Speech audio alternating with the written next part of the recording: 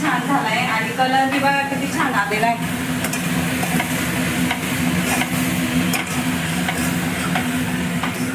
हा हा हा भांडं धुतलेलं होतं ना, तेच पाणी मी याच्यात टाकून घेतलेलं आहे आणि बेसन पीठ टाकून घेतलं. इथं टाकते मी ओवा आणि आपलं चवीनुसार मीठ टाकते. तिखट टाकते, थोडं